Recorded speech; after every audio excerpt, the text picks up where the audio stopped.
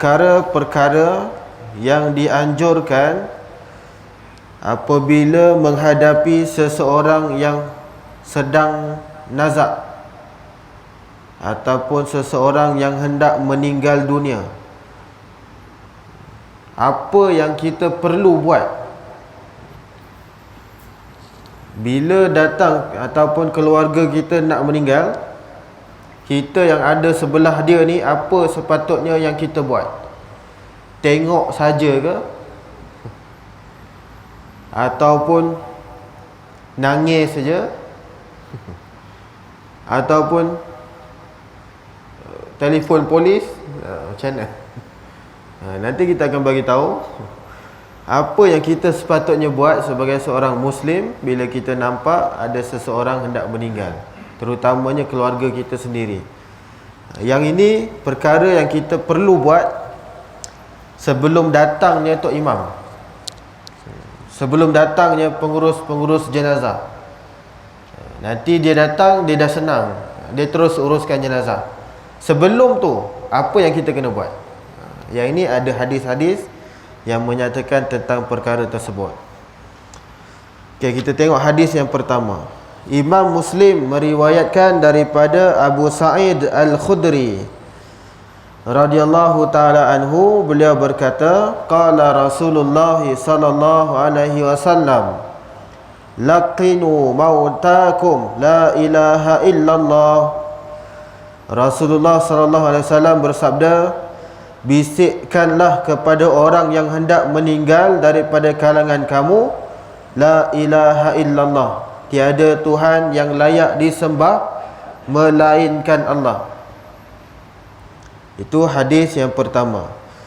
Hadis yang kedua, Imam Muslim meriwayatkan daripada Ummu Salamah radhiyallahu taala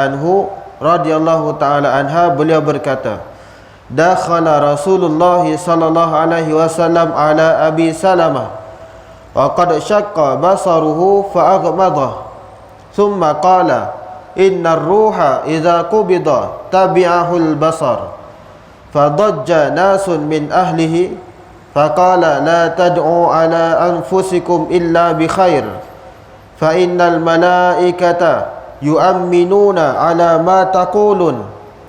ثم قال اللهم اغفر لأبي سلمة وارفع درجته في المهديين واخلفه في عقبه في الغابرين واغفر لنا وله يا رب العالمين وافسح له في قبره ونور له فيه. Nabi SAW masuk menemui Abu Salamah yang telah meninggal dunia dalam keadaan matanya terbuka. Abu Salamah ni dah meninggal, tapi matanya terbuka. Lalu baginda memejamkannya. Kemudian baginda bersabda, sesungguhnya apabila roh dicabut, pandangan mata si mati akan mengikutinya. Lalu salah seorang anggota keluarganya menangis dan menjerit. Baginda bersabda, janganlah kalian mengucapkan sesuatu ke atas diri-diri kamu melainkan ucapan yang baik. Sesungguhnya para malaikat mengaminkan apa yang kalian ucapkan. Baginda bersabda, ya Allah, ampunilah Abu Salamah, tinggikanlah darajatnya dalam kalangan orang-orang yang mendapat petunjuk, gantikanlah sepeninggalannya seseorang dalam kalangan ahli keluarganya yang masih hidup. Ampunilah dosa kami dan dosanya, wahai Tuhan sekalian alam. Luaskanlah kuburnya dan berilah cahaya kepadanya di dalam kubur. Tuan-tuan yang dirahmati Allah, hadis yang kedua ni nak cerita tentang kewafatan Abu Salamah. Abu Salamah ni seorang sahabat Nabi. Waktu dia wafat, dah meninggal dah, tapi matanya terbuka. Matanya terbuka. Ada saya pernah dengar lah, orang kata kalau orang meninggal matanya terbuka, dia kenapa? Orang kata dia kempunan. Wallahu a'lam. Orang kata, bukan saya kata, saya dengar orang kata macam tu. Orang meninggal ni, dia kalau mata dia terbuka macam tu, Maksudnya apa? Dia kempunan, kata orang-orang masyarakat Melayu ni. Tuan-tuan, Abu Salamah meninggal, mata dia terbuka. Maka Nabi pun tutup matanya. Nabi kata apa? Bila seorang meninggal, matanya itu akan mengikut roh. Sebab tu matanya terbuka dan pandang ke atas. Rohnya nak keluar. Bukan sebab dia kempunan. Siapa yang cakap dia kempunan tu, wallahu alam. Mungkin ada, betul. Mungkin sebelum dia meninggal dia kempunan, lepas tu dia meninggal. Kebetulan. Boleh jadi kebetulan. Itu di antara kepercayaan masyarakat Melayu kita lah. Ada contoh lain yang saya pernah sebut dulu. Dia kata apa? Jika ada mayat sedang berbaring, kemudian kucing hitam langkah dia, apa jadi? Bangun balik. Betul. Bangun balik. Betul ke benda tu? Kebetulan. Hari tu ada tengok cerita dekat Astro ni. Ustaz pun tengok TV, tengok juga kadang-kadang. Cerita tu, dia ada seorang meninggal, lepas tu ada kucing hitam loncat, naik atas badan dia, lompat. Mayat tu hidup balik. Ni cerita TV ni. Cerita TV. Dan cerita tu menunjukkan yang mayat ni dia jadi pocong lepas tu. Dia punya mengarut, ya Allah. Kalau kita yang dewasa tengok, kita boleh kata, oh ni menipu ni. Ni tak betul, ni salah. Tapi kalau budak-budak tengok, dia kata apa? Betul ke? Kenapa kucing lompat dekat dia, dia jadi hidup balik? Jenuh nak menjawab soalan tu. Kucing tu buat ada power ke? Dah sudah. Tuan-tuan, itu antara kepercayaan orang Melayu. Sebenarnya tak ada kena-mengena pun. Lagi apa? Macam saya sebut, kita ambil tanah kubur dan kita simpan untuk keberkatan. Sebenarnya itu tak ada fungsi apa pun tanah kubur tu.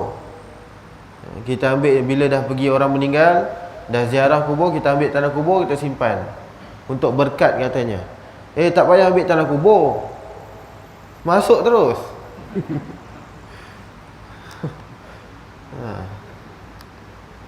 Tanah kubur tu tak ada bawa apa-apa keberkatan pun, tak ada. Tak perlu percaya pada semua tu.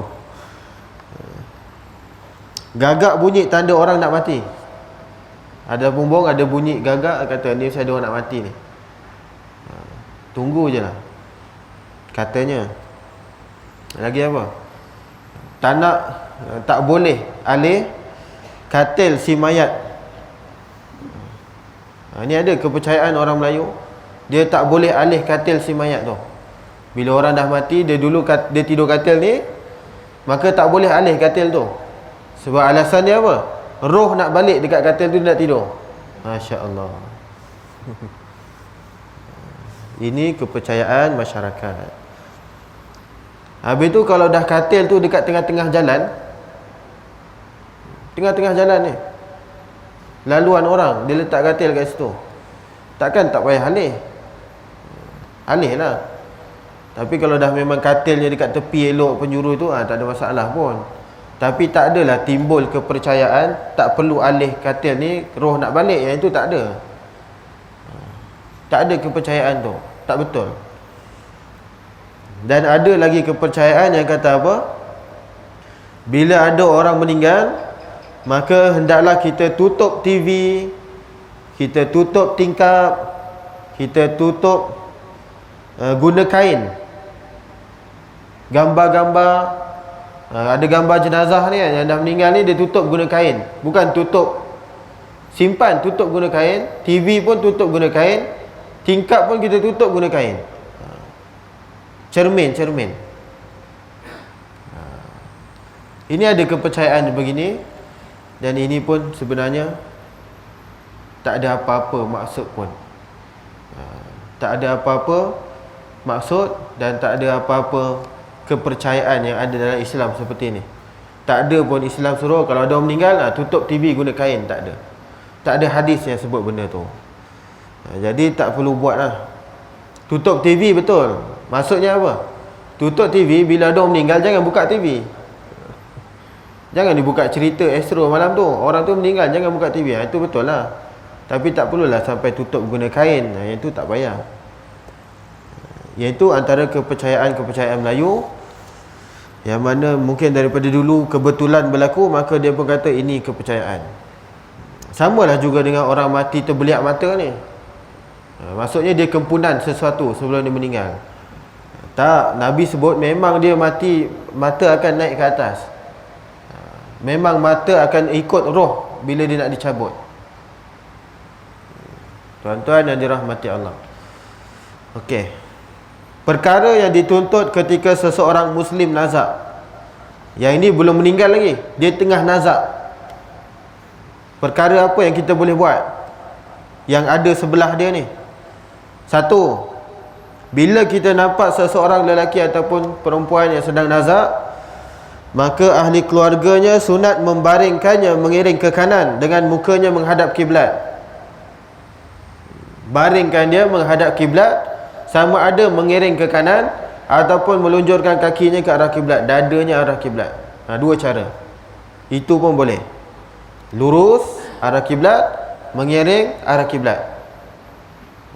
Boleh dua-dua cara. Yang itu yang pertama. Yang kedua, mengajarkan kepadanya kalimah tauhid la ilaha illallah. Yang ini penting. Sebab hadis Nabi sebut laqinu mautakum la ilaha illallah. Bisikkanlah kepada orang yang hendak meninggal la ilaha illallah. Itu pun dah cukup. Tak perlu nak panjang-panjang asyhadu an la ilaha illallah. Itu panjang sangat. Tak payah. Cukup sekadar kalimah tauhid la ilaha illallah. Cukup itu. Orang dah nazak, dia nak sebut susah, terbelit-belit lidah dia. Jadi sebut perkataan la ilaha illallah, dia mudah aja. Cukup sekadar perkataan itu bila seseorang sedang nazak. Dua. Yang ketiga, sunat membaca surah Yasin di sisinya. Orang ni sedang nazak nak meninggal, kita boleh bacakan surah Yasin. Dalam hadis sebut iqra'u Yasin ala mautakum. Bacakanlah surah Yasin kepada orang yang hampir mati di kalangan kamu. Riwayat Abu Daud dan Ibnu Hibban. Hadis ini hadis yang sahih. Jadi ini amalan yang biasa kita buat. Bila nampak orang nak meninggal, orang sakit, kita bacakan Yasin. Yang itu bagus. Betul. Yang ini tak ada masalah. Yang ini mengikut hadis. Silakan baca Yasin. Dah habis baca, baca lagi sekali. Nak baca surah lain pun tak apa. Kalau rasa lama sangat, baca satu Quran lagi bagus. Tak ada masalah. Tapi dalam hadis ni sebut baca surah Yasin. Surah Yasin. Yang ketiga. Dan yang keempat, sunat bagi pesakit yang hendak merasai kematian ni, orang yang nak mati ni, sunat bagi dia berfikiran sangka baik, positif. Bila dia kata dia dah nak mati ni, dia rasa baik, dia sangka baik, dia sentiasa berfikiran positif. Jangan kata habislah aku tak cukup amalan lagi, habislah aku, matilah aku, habislah aku, ahli neraka lah aku ni. Jangan cakap macam tu. Berfikiran positif. Waktu nak meninggal tu, kalau rasa kita nampak dia ni takut, kita tenangkan dia. Kita tenang. Orang yang ada kat sebelah kita, tenangkan dia. Pakcik sabar, ayah sabar, tenang, istighfar, banyakkan bertaubat. Waktu itulah. Jangan bagi dia menggelabah, jangan bagi dia takut, tak payah. Biar dia sentiasa berfikiran positif, sangka baik. Yang itu yang kita kena buat sebelum meninggal. Waktu dia nazak tu, waktu dia nazak. 4 perkara. Kemudian apabila dah berlaku kematian, Bila dia dah mati, dah meninggal, dah pejam mata dia, perkara pertama yang kita perlu buat sebelum datangnya pengurus-pengurus jenazah nanti, kita yang ada sebelah mayat ni, apa yang kita kena buat? Satu, memejamkan kedua belah matanya. Satu, macam yang Nabi buat tadi. Abu Salamah mati, mata dia terbuka, maka Nabi tutupkan mata dia. Satu. Dua, ikat dagu dia. Ikat dagu dia. Ustaz, nak ikat pakai apa? Yang itu tuan-tuan, ambil kain sikit lah, cebisan kain, lepas tu ikat lah, buat macam tali. Jangan ambil selotip. Selotip dia pusing, selotip tu. Jangan ambil tali rafia pula, yang tu pun tak boleh lah. Ambil kain yang sesuai, kita ikat dagu dia, ikat atas kepala. Tujuan dia apa? Supaya mulut dia tak terbuka. Itu tujuannya. Satu, tutup mata dia. Yang kedua, ikat dagu dia. Yang kedua. Yang ketiga, lembutkan sendi tangan dan kaki dia. Lembutkan tu macam mana? Kita buat, gerak-gerakkan sikit tangan dia. Jangan kuat-kuat, kan patah cabut. Relax, biar dia lembut. Macam tu. Biar dia lembut tangan, biar dia kaki dia. Itu cara yang kita kena buat sebelum Tok Imam datang. Jangan biarkan dia. Lembutkan sendi tangan dan kakinya dengan senaman ringan.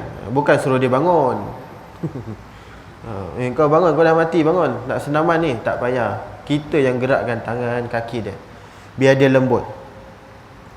Seterusnya, meletakkan sesuatu yang berat di atas perutnya. Yang ni pun penting. Letakkan sesuatu yang berat di atas perut dia. Supaya apa? Supaya perutnya tidak kembung dan boleh mencemarkan pandangan. Supaya perut mayat ni tak kembung. Jadi kita letak sesuatu yang berat. Biasanya kita letak apa? Gunting. Gunting. Itu dia tak berapa berat, tak berapa ringan, sedang-sedang, gunting. Jangan pergi letak batu bata. Yang itu berat sangat. Tak boleh letak Al-Quran. Al-Quran tak boleh letak. Adab. Letak gunting sesuai. Letak gunting. Gunting pun jangan gunting yang kecil, potong cengkeh tu. Itu lain.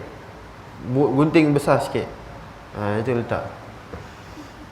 Gunting potong cengkeh tu, yang itu tak payahlah, tu kecil sangat. Seterusnya, kita tutup anggota mayat ni dengan kain yang nipis. Biasa kita tutup dengan kain batik lepas, tutup. Dah letak gunting, dah ikat dagu, tutup mata, senaman ringan, tutup dengan kain. Sunat menanggalkan kesemua pakaiannya dan meletakkan mayat di atas katil yang agak tinggi sikit. Yang ni pun sunat. Kalau boleh letak di atas katil tinggi sikit. Jangan letak di atas lantai. Kalau ada katil ataupun tilam, yang tu pun okey. Tilam. Kalau ada katil tinggi, katil bujang tu, itu pun boleh, tak ada masalah. Dan tugas-tugas ini hendaklah dilakukan oleh mahram yang paling dekat dengan dia. Maksudnya apa? Orang yang ada dekat sebelah dia waktu dia meninggal tu. Sebelum Tok Imam datang, yang ni dia kena buat ni dulu. Jangan dia biarkan mayat tu terbuka. Jangan biarkan mayat tu terbuka biji mata dia, terbuka mulut dia, kembung perut. Jangan biar macam tu. Sebelum Tok Imam datang, dalam masa setengah jam ataupun 1 jam, buat benda ni. Yang ni ahli keluarga kena tahu. Mesti tahu. Kena bagi tahu pada anak-anak benda ni. Nanti kalau ayah dah meninggal, kau jangan biarkan ayah terbuka mulut. Kau ikat dengan dagu. Ajar dia sikit. Ini benda penting. Kalau tuan-tuan tak ajar, mulut tuan-tuan yang terbuka, bukan mulut saya. Tuan-tuan yang dirahmati Allah, ini antara ilmu yang kita perlu terapkan kepada anak-anak. Ataupun kalau kita meninggal berdua je dengan suami isteri dekat rumah, bagi tahu isteri. Jangan kau biarkan je abang tengah-tengah mulut, tutupkan sikit. Yang ini cara dia. Apa perkara yang kita perlu buat. Tuan-tuan yang dirahmati Allah, selepas itu barulah kita perlu memberitahu jiran, kita bagi tahu tok imam, kita bagi tahu sahabat-sahabat, orang ramai supaya datang untuk menguruskan jenazah. Sekarang dah ada WhatsApp, dah ada Facebook dan sebagainya, yang senang nak mengiklankan, tak ada masalah pun. Boleh. Itu sebelum berlakunya, sebelum tok imam datang. Yang ini antara perkara-perkara yang kita kena buat. Tuan-tuan yang dirahmati Allah, seterusnya Imam Muslim meriwayatkan daripada Ummu Salamah radhiyallahu taala anha. Beliau berkata, sami'tu Rasulullah sallallahu alaihi wasallam yaqul, ma min abdin tusibuhu musibatun fayaqulu inna lillahi wa inna ilaihi raji'un, Allahumma ajurni fi musibati wa akhlif li khairan minha, illa ajarahu Allahu fi musibatihi wa akhlafa lahu khairan minha. Qalat falamma tuwfiya Abu Salamah qultu kama amarani Rasulullah fa akhlafa Allahu li khairan minhu Rasulullah. Kata Ummu Salamah, saya mendengar Rasulullah sallallahu alaihi wasallam bersabda, tidak ada seorang hamba yang ditimpa musibah lalu beliau mengucapkan inna lillahi wa inna ilaihi raji'un, Allahumma ajurni fi musibati wa akhlif li khairan minha. Yang ini doa. Doa yang kita baca apabila kita mendengar berita kematian. Bila kita dengar seseorang meninggal, dapat berita kematian, si fulan meninggal dunia, apa yang kita perlu sebut? Inna lillahi wa inna ilaihi raji'un. Yang itu biasa. Kali ini kita tambah sikit, Allahumma ajurni fi musibati wa akhlif li khairan minha. Ya Allah, berilah ganjaran kepadaku pada musibahku dan gantikanlah dengan sesuatu yang lebih baik daripadanya kepadaku. Tuan-tuan yang dirahmati Allah, Ummu Salamah dia baca doa ni. Dia baca doa ni. Waktu suami dia meninggal, dia baca ni. Nabi ajar kepada dia doa ni. Wahai Ummu Salamah, nanti suami kamu meninggal, kamu baca doa ni. Maka dia pun baca, Allahumma ajurni fi musibati. Ya Allah, semoga aku dikurniakan kebaikan, ganjaran atas musibah yang menimpa aku. Wa akhlif li khairan minha. Semoga engkau gantikan aku dengan yang lebih baik. Kata Ummu Salamah waktu tu. Maka ketika itu, bila Abu Salamah dah meninggal dunia, Ummu Salamah mengucapkan sedemikian, lalu Allah menggantikan baginya suami yang lebih baik daripada Abu Salamah. Kata Ummu Salamah, wahai Rasulullah, engkau suruh aku dapat ganti yang lebih baik daripada Abu Salamah, tapi aku rasa tak ada lelaki yang lebih baik daripada dia. Yang ini perempuan. Ini perempuan, bila suami dia meninggal, dia kata tak ada suami yang lebih baik, dia memang yang paling baik. Tapi kalau isteri meninggal, lain ayat dia. InsyaAllah, tunggu dulu. Lain. Kalau suami meninggal, isteri akan kata tak ada lelaki yang baik, dialah yang paling baik. Tapi kalau kita isteri meninggal, tunggu kejap. Tengah cari. Kalau ada, alhamdulillah. Yang tu ayat kita lah tu, ayat lelaki. Tuan-tuan, bila Ummu Salamah kata macam tu pada Nabi SAW, dia kata, wahai Rasulullah, tak ada lelaki yang lebih baik daripada suami aku, Abu Salamah. Tak ada. Dialah yang paling baik, dialah yang paling soleh, dialah yang paling romantik. Maka Nabi pun dia kata apa? Wahai Ummu Salamah. Siapa kata tak ada? Sebenarnya ada lelaki yang lebih baik daripada dia. Ummu Salamah pun tertanya-tanya, siapa itu ya Rasulullah?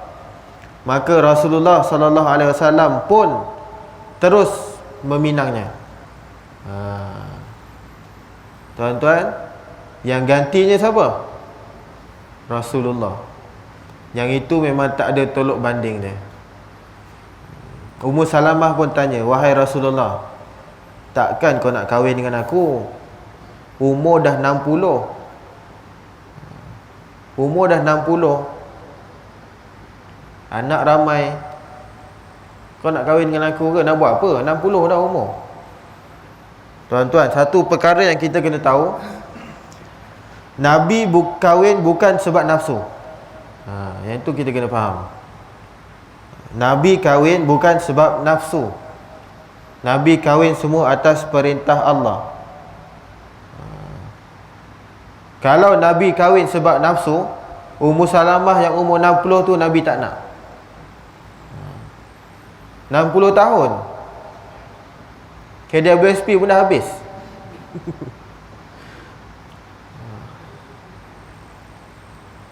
$60 tahun dah, tapi Nabi tetap kahwin dengan dia. Sebab apa? Sebab Nabi kahwin bukan sebab nafsu. Orang-orang barat dia serang Nabi. Dia kata Rasulullah, Nabi Muhammad ni kahwin sebab nafsu. Dia suka budak-budak pula tu. Nabi kahwin dengan Aisyah ketika umurnya 6 tahun.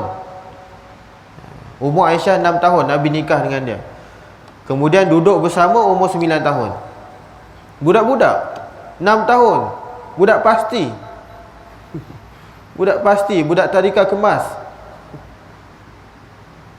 Dah kahwin 9 tahun, darjah 3, duduk dengan suami. Sebab tu orang barat menyerang Nabi Muhammad. Dia kata Muhammad ini orang yang suka budak-budak.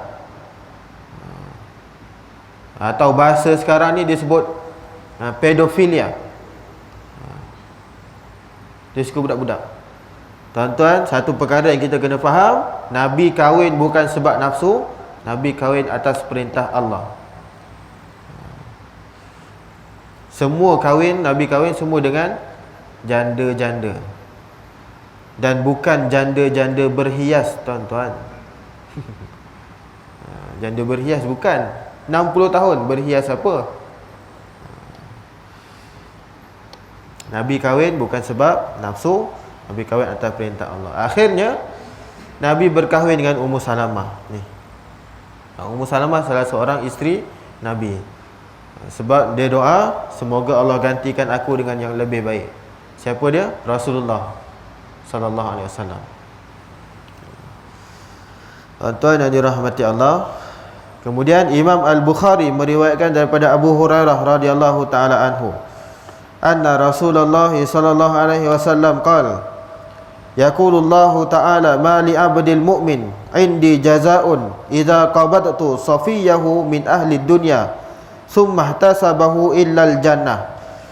Nabi sallallahu alaihi wasallam bersabda, Allah Ta'ala berfirman, tidak ada balasan di sisi aku bagi seorang hamba-Ku yang beriman apabila aku mematikan buah hatinya daripada kalangan penduduk dunia, kemudian dia mengharap ganjaran daripada-Ku melainkan syurga. Tuan-tuan, orang yang bila ada ahli keluarga kita meninggal dan kita bersabar, tabah, jangan menangis, jangan meraung, meracau, tak perlu. Kita kata apa, macam saya sebut tadi, ya Allah, Kau ganjarkanlah aku dengan kebaikan atas musibah ni. Sabar dengan kematian. Maka Allah sebut apa? Allah akan bagi ganjaran kepada dia syurga. Sabar atas kematian, Allah bagi syurga pada dia. Yang penting sabar. Jangan nak menangis, nak meraung. Menangis boleh, nanti kita bincang. Meratap, menjerit-jerit, meracau, yang itu tak payah. Menangis meleleh, menangis air mata, yang itu tak apa. Sebab Nabi SAW pun menangis.